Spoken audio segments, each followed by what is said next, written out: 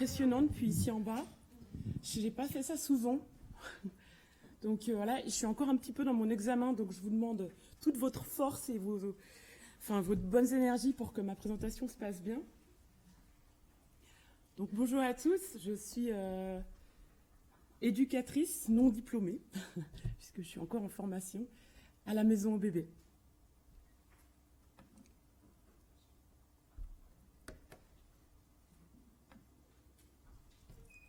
Si une seule personne porte la relation à l'enfant, ce n'est pas simple.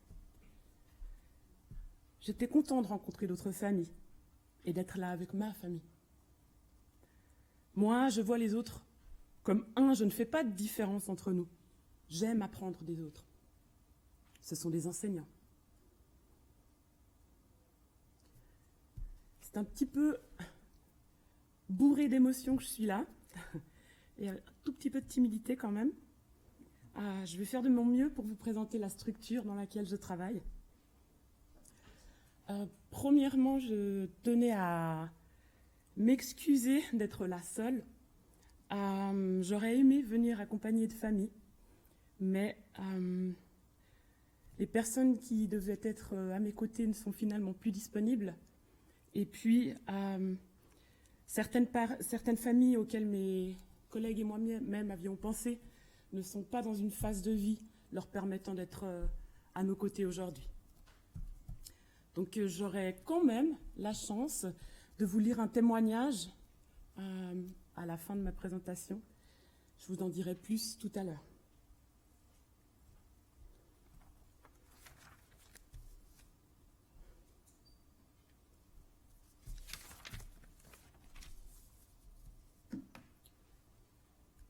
La maison au bébé a ouvert ses portes en 2017.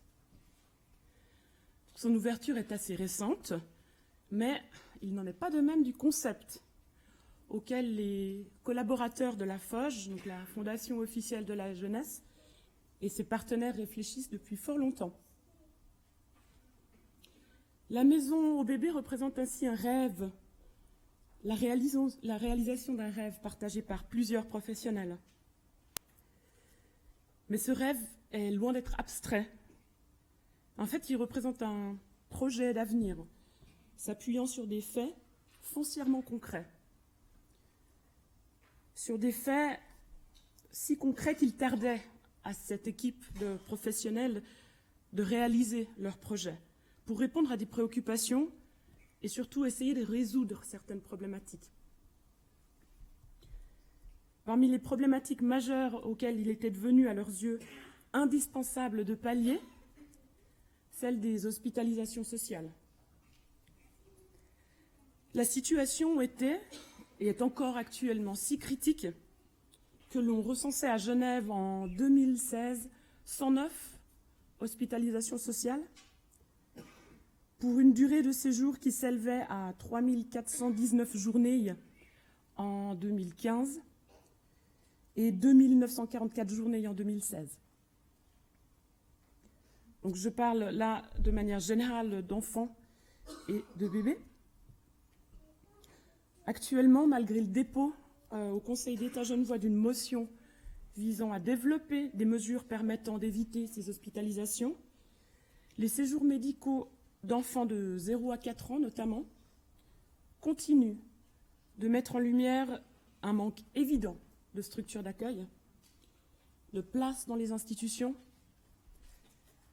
et mettent également en lumière la pénurie de familles d'accueil, prêtes à prendre sous leur aile un enfant placé. Mais revenons-en à notre équipe de professionnels dont il était question tout à l'heure. Les professionnels, habités par la conviction que le placement d'enfants en situation de rupture familiale pouvait être solutionné différemment, imaginèrent une structure alternative assez novatrice en soi. Ils s'intéressaient à des études récentes qui démontraient que la séparation précoce de bébés d'avec leur père ou d'avec leur mère menait à des troubles chez l'enfant ou chez l'adolescent. À ce titre, parmi les idées qui ont façonné le projet qui allait devenir réalité, les pensées de Théodore Cherbulier, médecin pédopsychiatre genevois. Ces pensées, elles sont comme inscrites. C'est comme si le secrétaire général de la Foge, M. Beau, les avait inscrites de ses mains même dans les murs de la maison.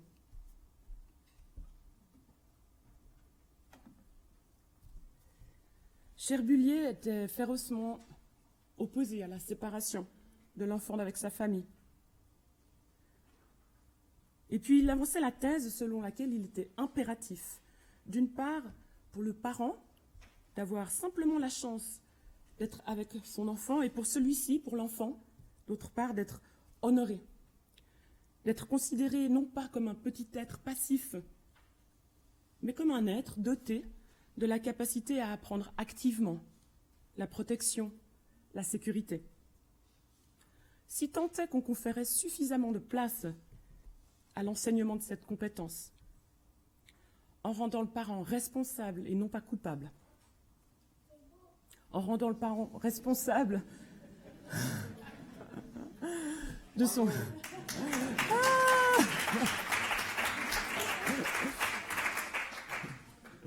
Je le prends pour moi.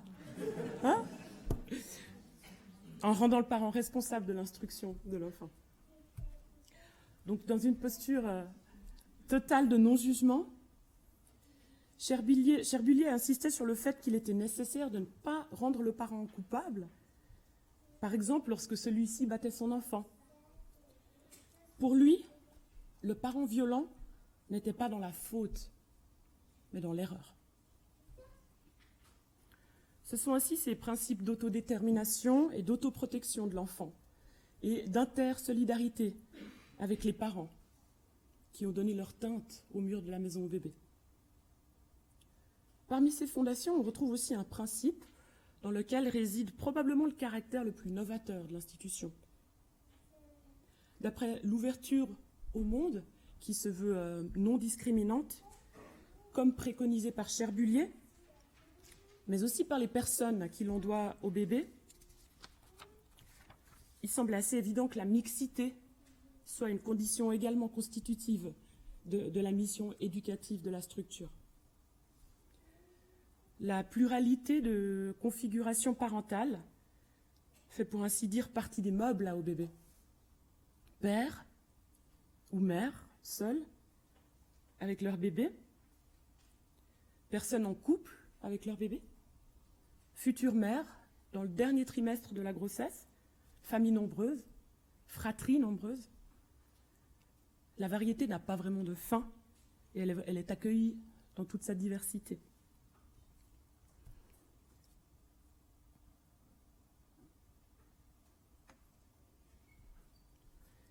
Centrée autour du bébé de 0 à 2 ans, notre mission consiste donc à héberger pour une durée de 3 à 6 mois, exceptionnellement même plus longtemps, le parent en l'état, avec ses difficultés, mais aussi et surtout avec ses propres ressources. Plus concrètement, les axes autour desquels s'articule notre fonction, vous les voyez affichés, sont l'accompagnement du lien précoce d'attachement, l'accompagnement dans le projet de vie pour l'enfant comme pour ses parents, et l'évaluation des compétences parentales selon les attentes du SPMI.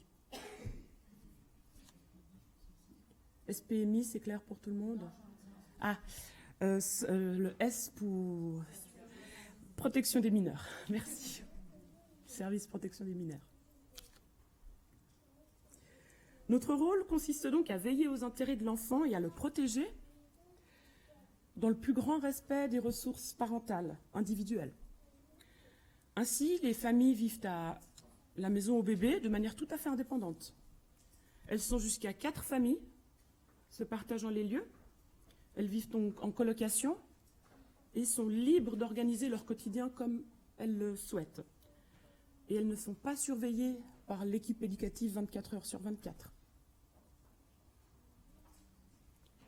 Donc la relation qui se bâtit au fil du temps entre les bénéficiaires et l'équipe éducative est naturellement intime, sans pour autant devenir intrusive de notre part. Elle se veut dans la proximité, dans le rapprochement et dans l'échange.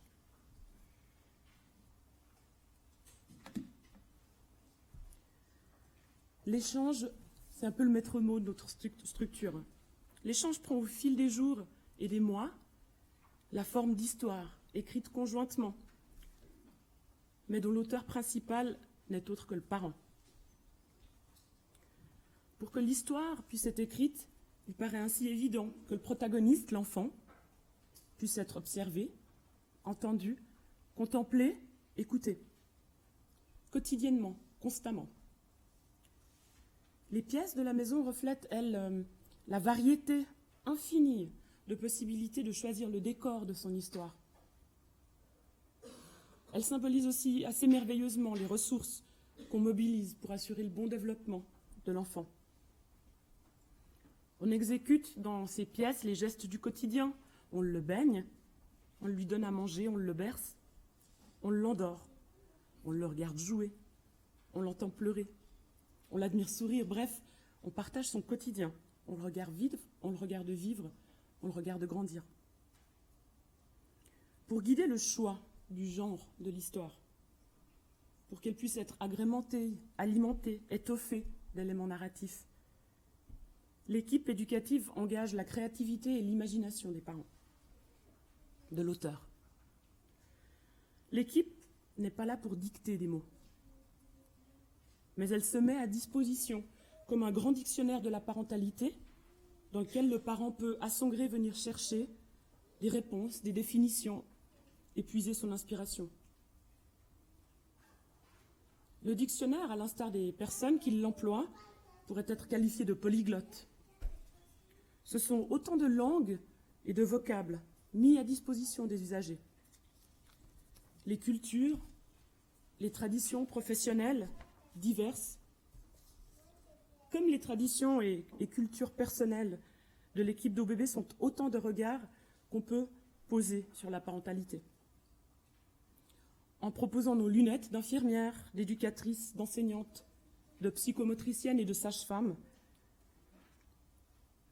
on accompagne les parents dans l'exploration des diverses facettes de la parentalité.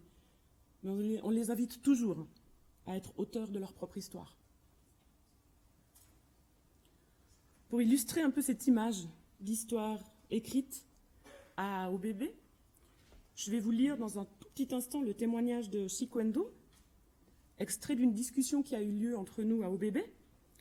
Il faut savoir que Chikwendo passe assez souvent, assez régulièrement, à rendre visite à l'équipe éducative. J'y étais pas quand il était à OBB. Mais avant de consacrer la fin de ma présentation à son histoire, il convient ici de contextualiser un tout petit peu les approches narratives dont est tirée la série de questions que je vais projeter. J'ai été formée, et je suis encore en formation, aux approches narratives. Elles teintent un petit peu de tout ce que je fais. Dans la mesure où elles caractérisent complètement mon travail, mon approche au monde. J'ai choisi d'orienter l'entretien avec Chikwendo, qui arrive à l'instant.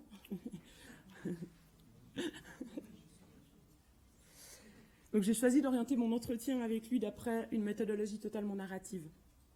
Je ne sais pas si vous êtes familier avec cette manière d'être à l'autre, mais pour comprendre...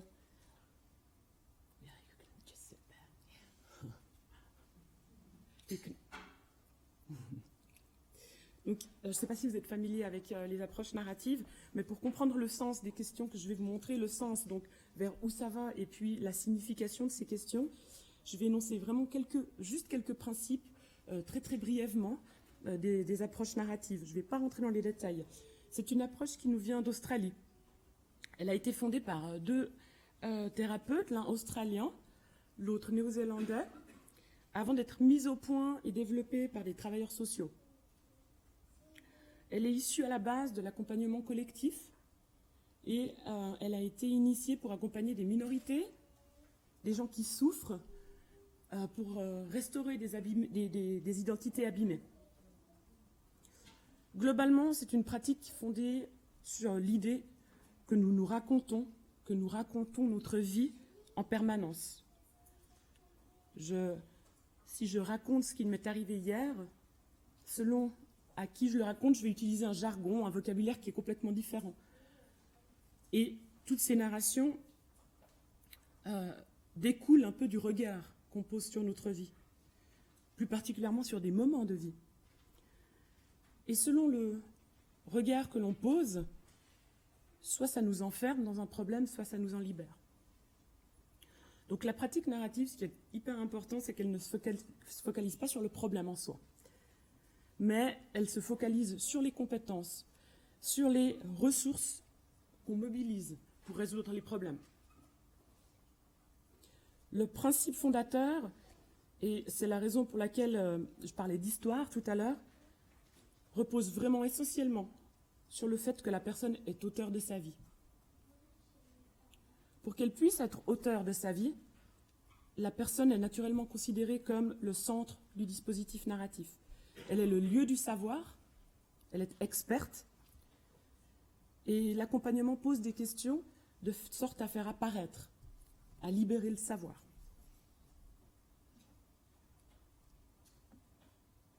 Dès que les enfants naissent, finit la paresse. On doit être présent pour chaque étape de leur vie, pour les rendre plus forts. On doit leur montrer beaucoup d'amour et leur faire comprendre que la famille est là pour poser les fondations de leur vie future.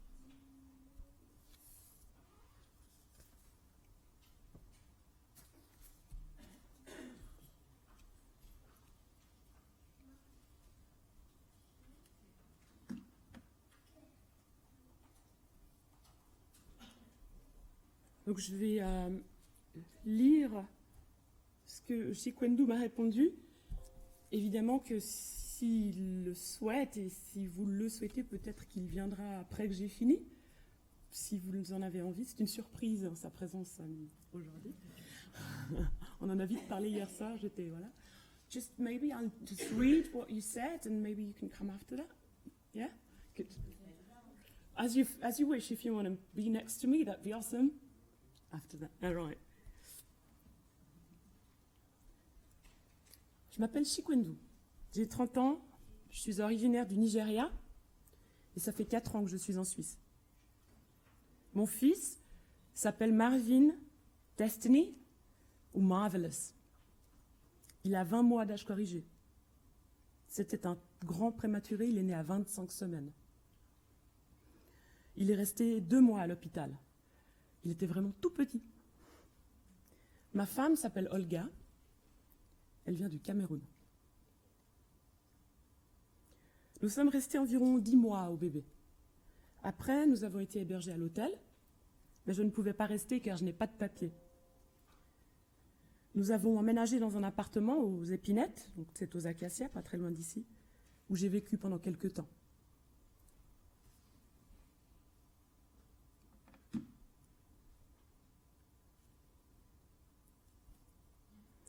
Je fais de mon mieux pour Marvin. J'apprends le français à Versoix et j'ai beaucoup amélioré mon niveau. Quand on a pu être hébergé à l'hôtel, c'était déjà une grande amélioration pour nous.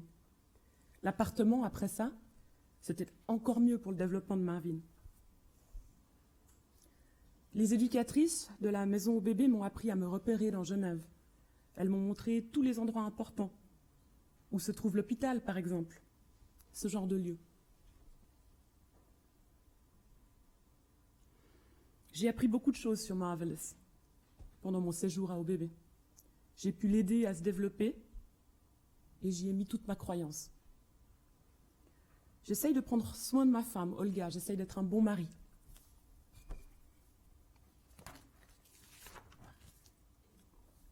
À côté de ça, je continue de faire des petits jobs.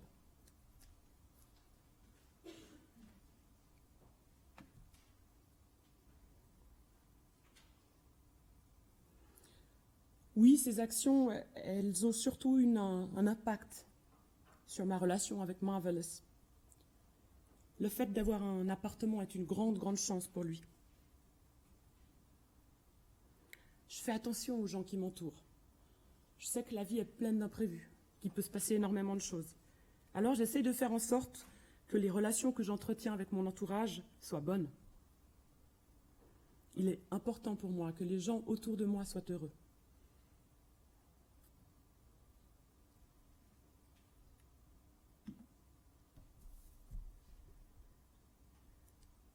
Ça me fait penser à mon père et à ma mère. Ça fait très longtemps qu'ils sont ensemble et ils communiquent beaucoup l'un avec l'autre. Ils se sont toujours bien entendus.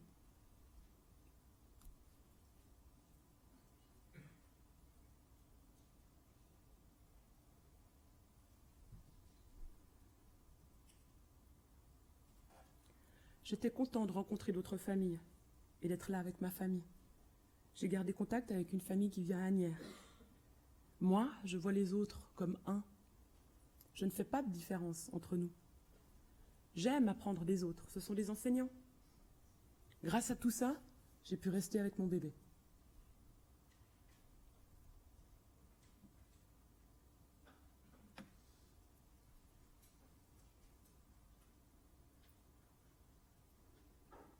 Par rapport à la relation entre le père et l'enfant, tout dépend du type de père que c'est.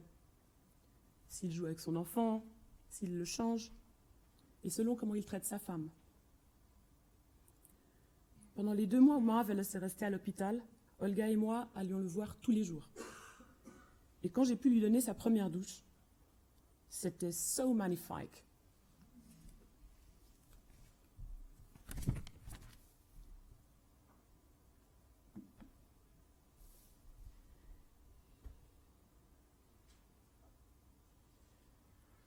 Je suis confiant pour l'avenir. Marvelous va devenir avocat ou médecin. Il ira à l'université. Là, je rappelle à Chikwendu la question. Je lui dis, mais en fait, je parlais de dans 2 ans. Ça risque d'être un petit peu difficile pour Marvin d'être déjà engagé dans une vie professionnelle. Ok. Donc on rigole un bon moment. Pour ma part, c'est important qu'on ait une bonne assurance maladie. J'aimerais beaucoup passer mon permis de conduire, avoir un bon travail. Et puis, je nous vois à Genève.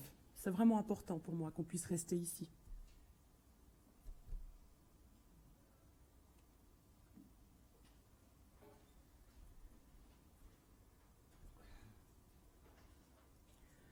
Si une seule personne porte la relation à l'enfant, ce n'est vraiment pas simple. Il est vraiment nécessaire de préserver une bonne relation et d'avoir beaucoup d'amour pour sa femme et pour son enfant. Mes parents, à moi, n'avaient pas de problème.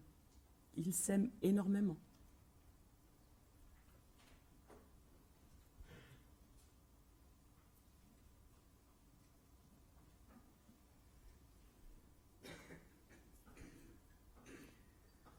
C'est important de régler les problèmes entre les parents, sans que les enfants ne s'en rendent compte. Ces derniers temps, je n'ai pas pu vivre de manière permanente avec Marvelous. Il a fortement réagi. Quand il me voit, il refuse presque de retourner dans les bras de sa maman. C'est important pour moi d'être régulier et d'être très présent dans la vie de mon enfant.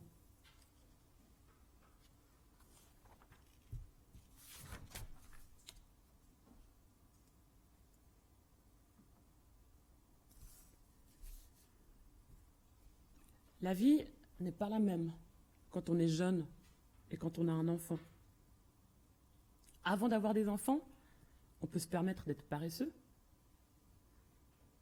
Dès que les enfants naissent, fini la paresse. On doit être présent à chaque étape de leur vie pour les rendre plus forts. On doit leur montrer beaucoup d'amour et leur faire comprendre que la famille est là pour poser les fondations de leur vie future. Je demande à Chikwendu à ce moment s'il veut rajouter quelque chose. Il me dit, en Afrique, vous savez, vous êtes livrés à vous-même. Ici, en Europe, c'est différent. Si vous rencontrez des difficultés, les gens sont là pour vous aider. Ils vous aident à financer les médicaments, par exemple. Ce n'est pas la même chose en Afrique. J'aimerais dire merci.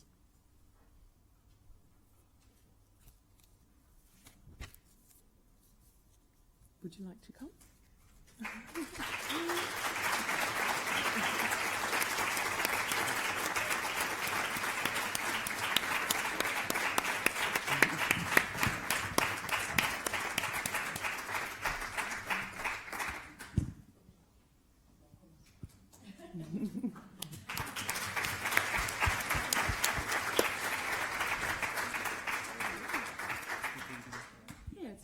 he speaks English, I will translate. Je vais traduire.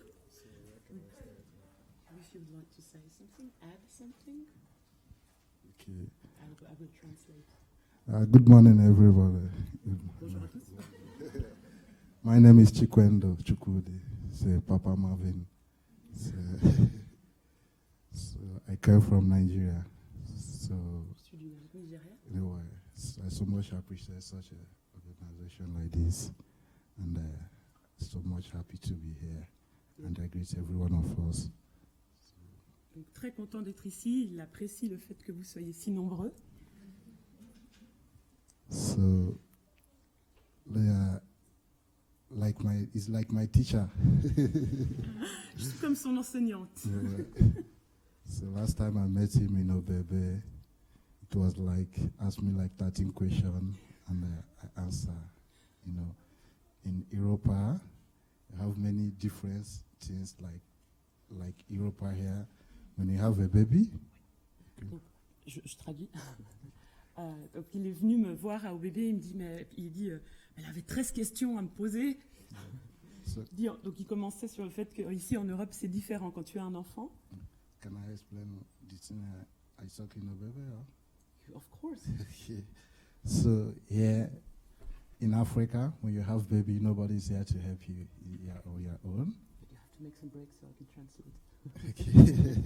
Okay. En Afrique, donc quand vous avez un bébé ou quand on a un bébé, il n'y a pas beaucoup de monde qui est là pour vous aider.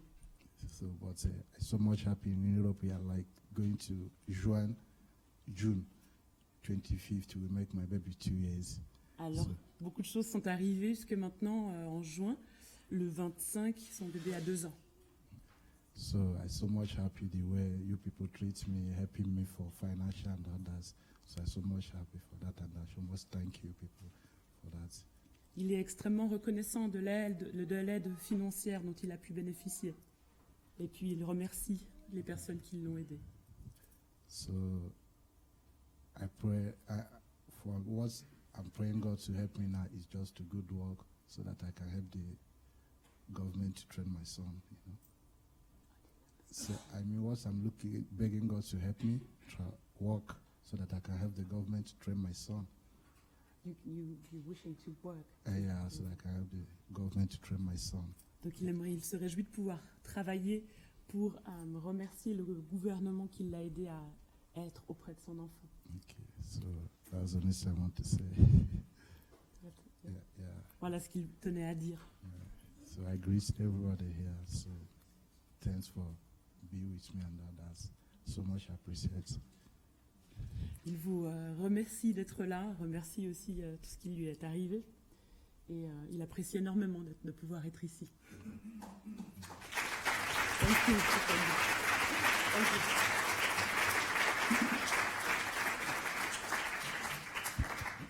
Thank you very much.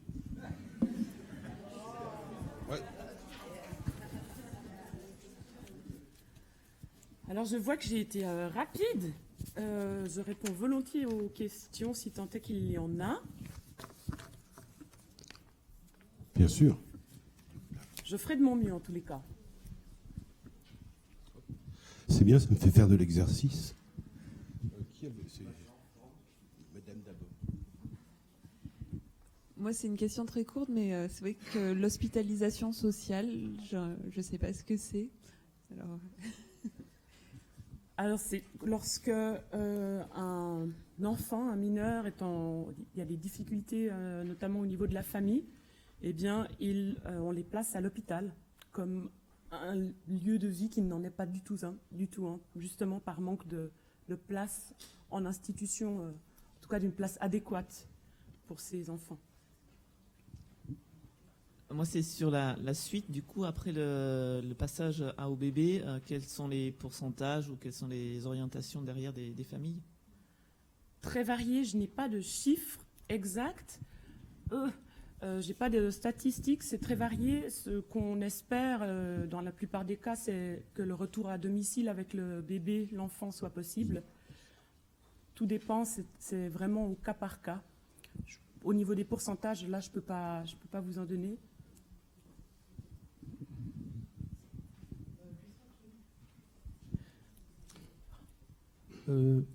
Oui, bonjour. Juste un instant, parce que Ah, pardon. j'en profite quand même, parce que j'ai quand même des personnes qui sont venues me soutenir. Il y a ma directrice qui est là et ma collègue. Est-ce que vous vouliez éventuellement répondre, si ça ne vous embête pas? Et puis après, monsieur, je reviendrai peut-être vers vous.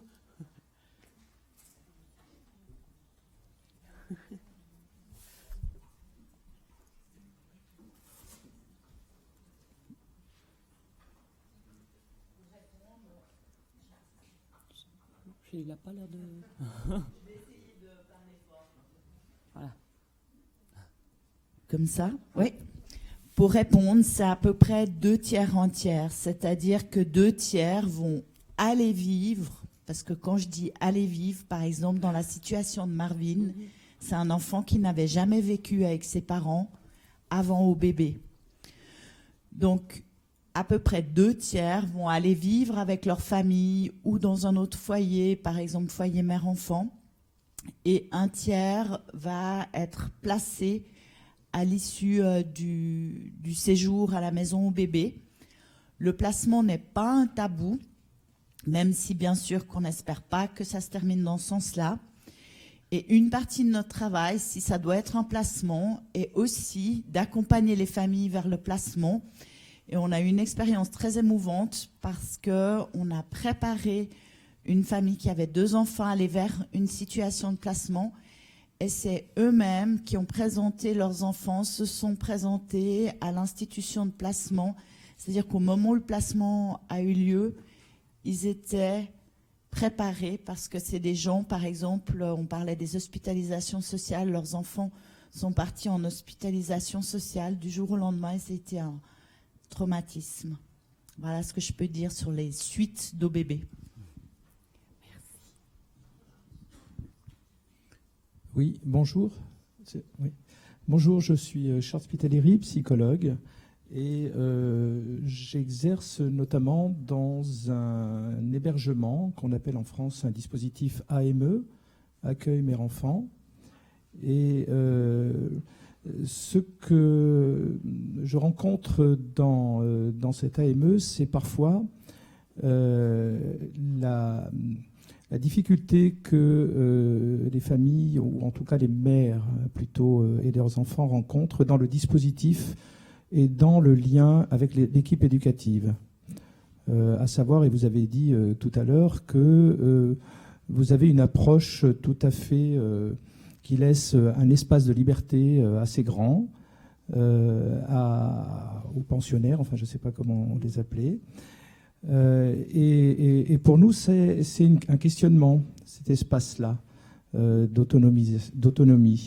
Je voulais savoir un peu plus dans le détail ou dans le concret, comment une journée, par exemple, se passe pour ces 4-5 familles, hein, je crois que vous avez dit. 4, ouais, c'est 4. ça, jusqu'à 4. Dans ce lieu, voilà, et comment vous pourriez nous dire davantage cet espace dans le lien et dans l'accompagnement avec les familles?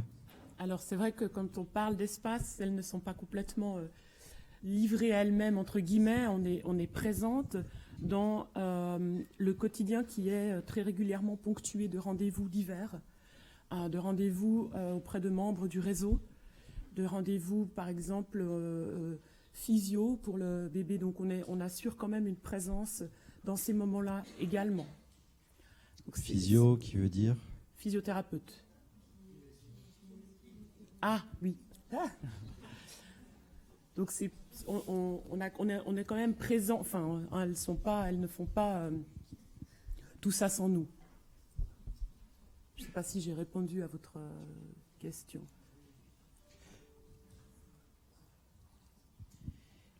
J'ose juste me permettre de compléter pour répondre à votre question.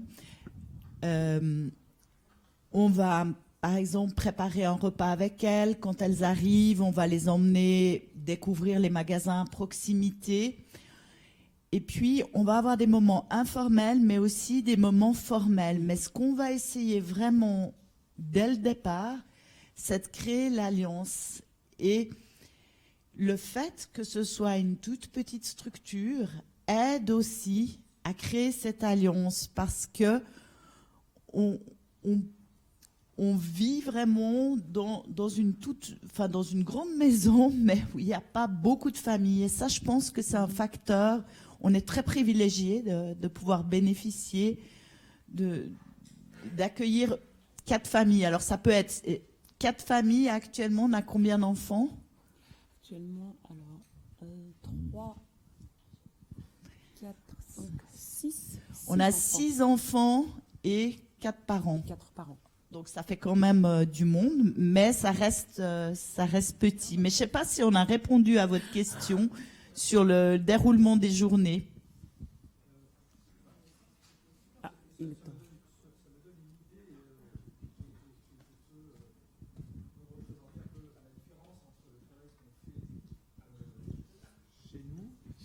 Je peux me représenter un peu mieux le travail que vous faites et le nôtre, qui est très similaire finalement, où je me disais, moi, est-ce que vous avez pensé, conceptualisé justement cette approche, cette limite qui est de le laisser faire, le laisser vivre, et cet accompagnement différent de nous, mais j'ai l'impression qu'on fait à peu près la même chose, c'est-à-dire effectivement nos journées sont aussi ponctuées de choses obligatoires, voire d'entretien ou d'accompagnement dans le réseau pour diverses tâches, enfin diverses rencontres.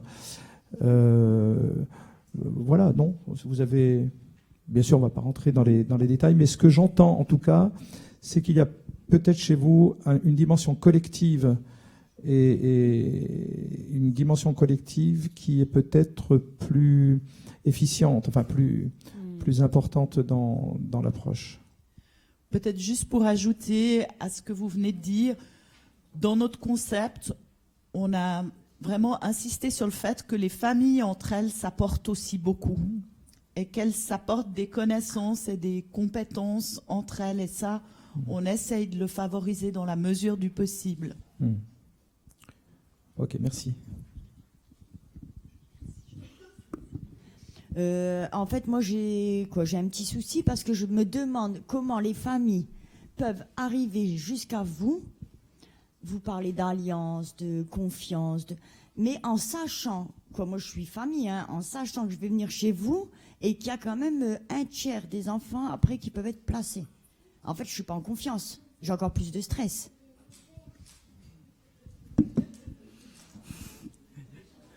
Je comprends complètement votre position, absolument. Non, je ne saurais pas vraiment quoi vous répondre. Notre travail consiste effectivement à créer cette alliance. Sans cette alliance, pas possible d'aller, de mener à bien notre mission respective. Je ne sais pas si vous voulez compléter, mais c'est un peu... ouais. D'abord, l'alliance, c'est vrai, elle ne se fait pas du jour au lendemain. C'est sûr, ouais. En plus, on est juste à côté de Piccolo, qui est un lieu de placement. C'est clair que les familles, elles savent dès le départ que cette possibilité existe. La seule chose que je peux vous répondre, c'est qu'on est très clair avec les familles dès le départ. On nomme ce risque.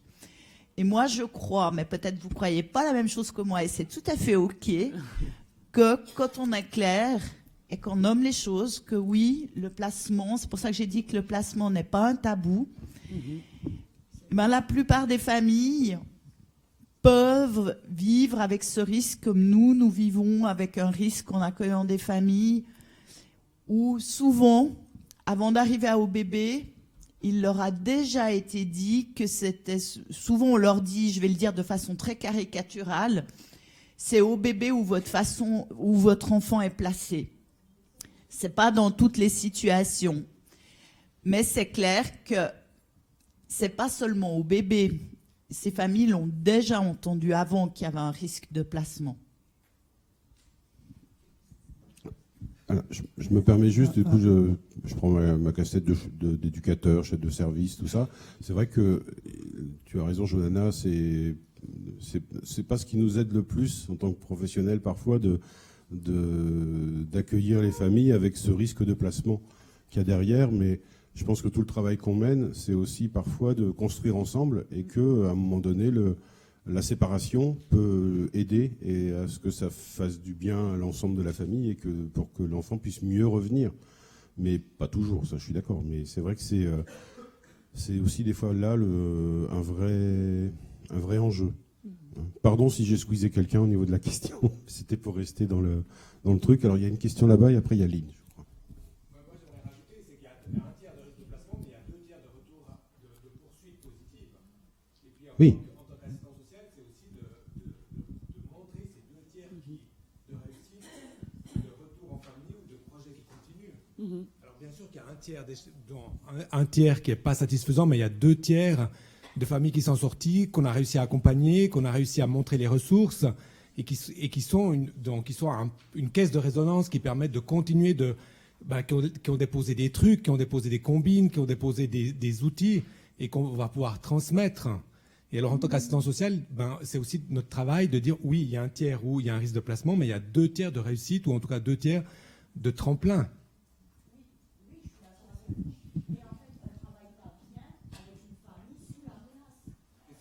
C'est pas.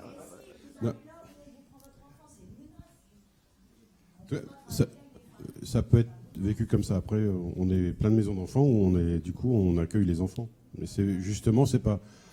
Je pense que c'est une réussite aussi, de pouvoir avoir le placement. Il y a madame, parce qu'après, alors du coup, c'est là où c'est bien le repas du jeudi soir, parce que là, ça fait des discussions, mais au top. Oui. Oui, alors moi j'ai une remarque et une question. C'est vrai que, où s'oriente la discussion maintenant, ça pose la question des représentations et des représentations de chaque acteur. Donc là, il y a un acteur qui est fortement interpellé, c'est l'acteur du placement.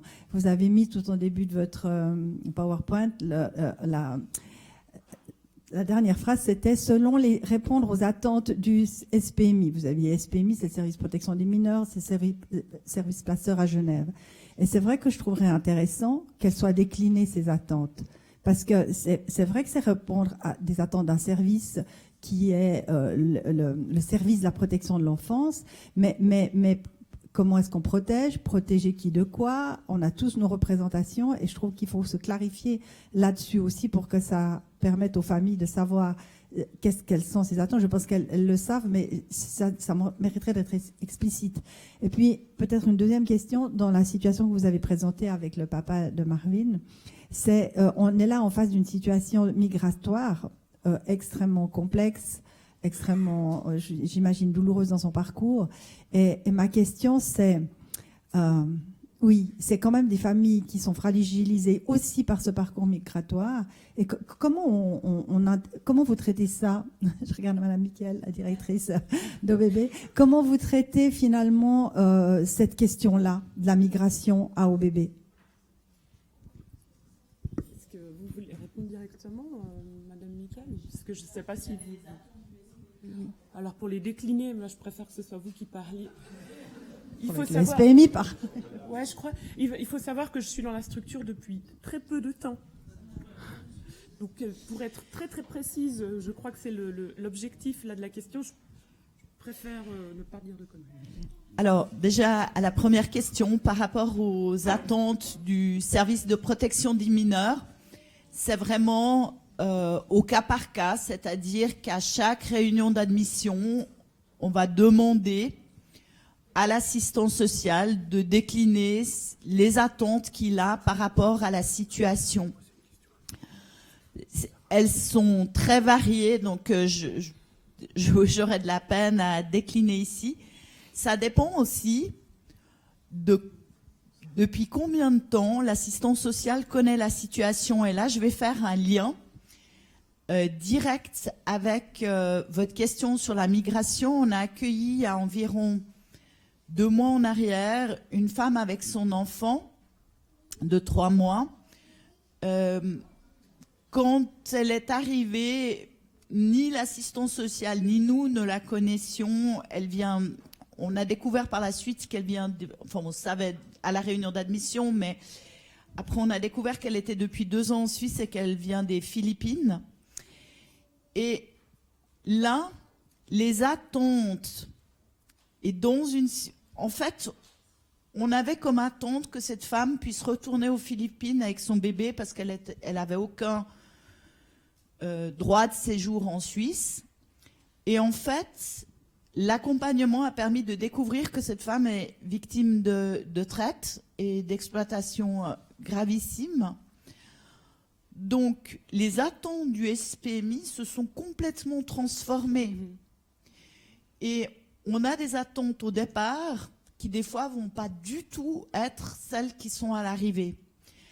Et pour rebondir sur la question de la migration, on va beaucoup être aidé par les traducteurs. Et dans la situation de Chikwendou, on a eu un traducteur absolument merveilleux qui nous a aussi beaucoup donné de clés sur la culture. Parce que c'est vrai que moi, je ne suis pas une spécialiste du Nigeria, ni vous non plus, Sarah, je pense. Non. Donc, la place des traducteurs, tant dans la situation de la mère qui vient des Philippines que dans la situation de Chikwendou, va être vraiment un acteur essentiel du travail. Et puis, on va essayer de vraiment faire un pont entre nos représentations culturelles et les représentations culturelles du parent. Parce que c'est clair que comment on s'occupe d'un bébé en Afrique, je me souviens d'une grand-mère à bébé qui me disait, mais vous savez, dans ma culture, les 3 premiers mois, c'est pas la mère qui s'occupe du bébé. Alors comment on va traduire ça au bébé? Peut-être que nous, on va être dans cette situation une sorte de substitut de la personne qui en Afrique aurait pris en charge le bébé pendant ces 3 premiers mois.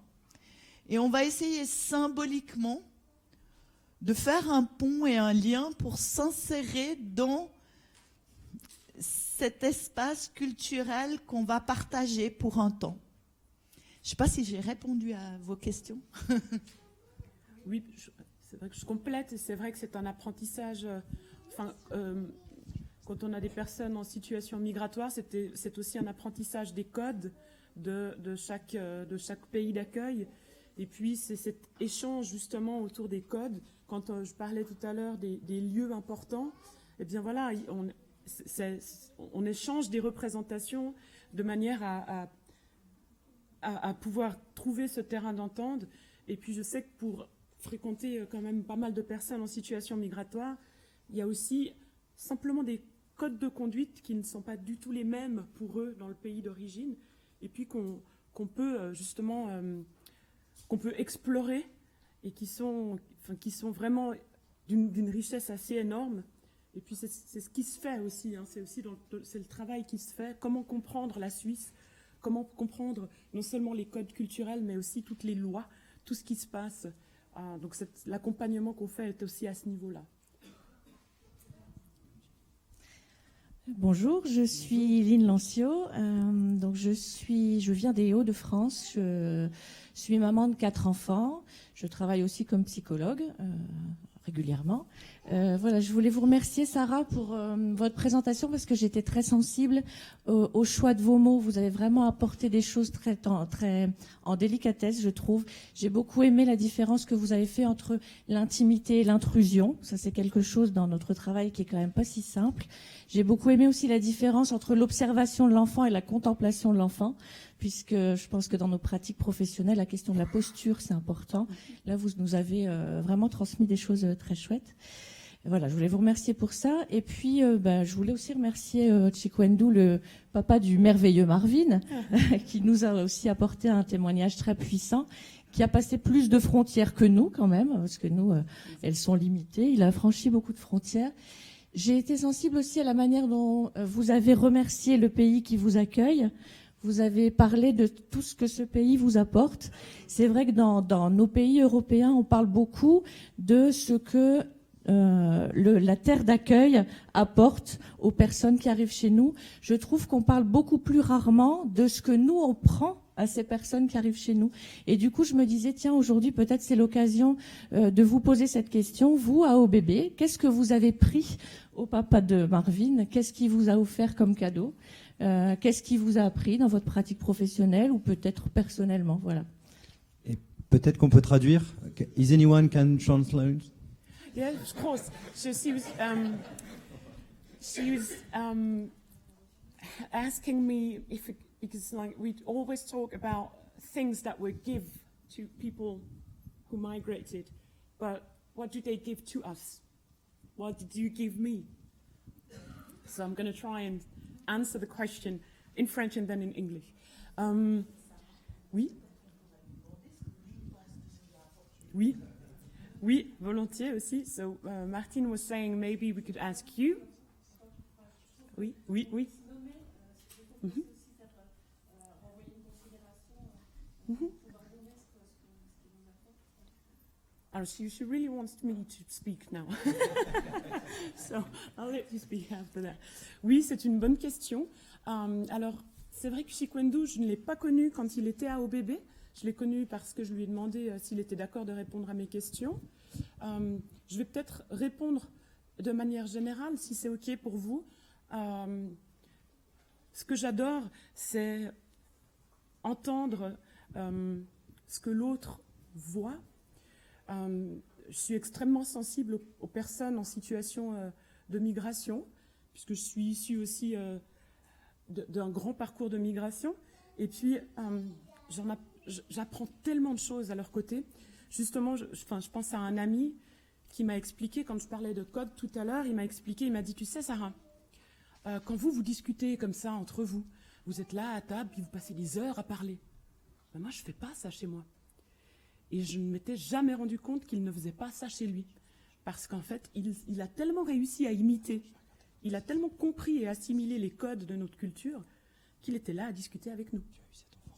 Et ça m'aide à comprendre le monde, à comprendre aussi que tout est juste magnifique à prendre et que la richesse que ses parents m'offrent, c'est tout ça d'apprentissage que je prends avec moi, comme un petit bagage rempli et puis qui déborde un peu tout le temps. Hein.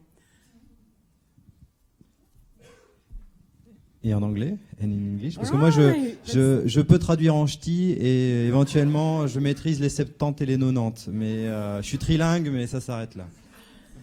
So, I was answering her question because and I'm very grateful that you asked that, because for me it's about learning from each and every one of you, from you parents, from you who migrated, because you see things a bit differently than me, and I like to learn how you see the world. And a friend of mine, he's from Eritrea, and he told me, Sarah, when you guys speak for hours after lunch, it was very new to me. I don't do that. But it was very important that it said that to me, because I never realized it was not natural for him. So he imitated so good our culture, our codes, that I didn't even realize how great his work of imitation was. And for that, I'm grateful. I was talking about a small luggage that I take with me, and it's always full of this richness that you give me.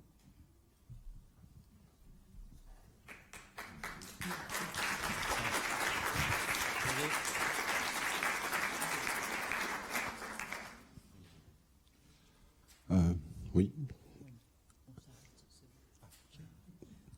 Peut-être.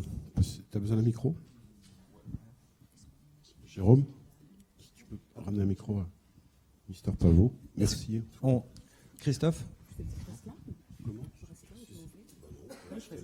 je peux me permettre moi aussi un grand merci pour plusieurs choses.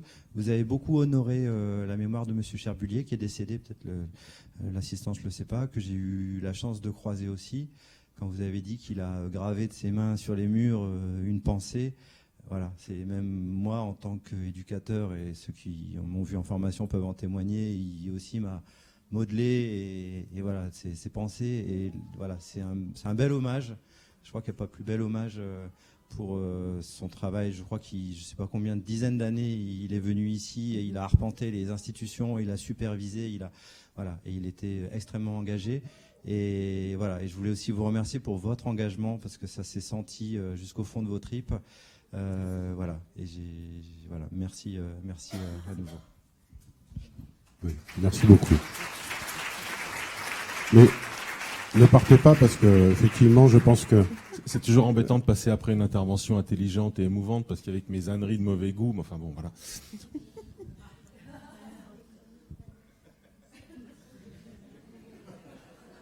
Et puis ensuite, j'ai fait 3 petits dessins qui se lisent ensuite à la suite les uns des autres avec un personnage que peut-être vous reconnaîtrez.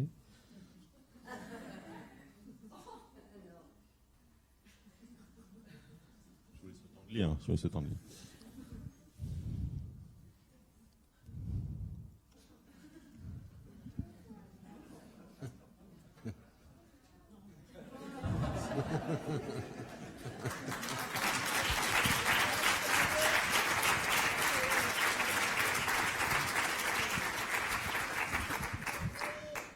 On en reparlera plus tard. Merci encore, beaucoup.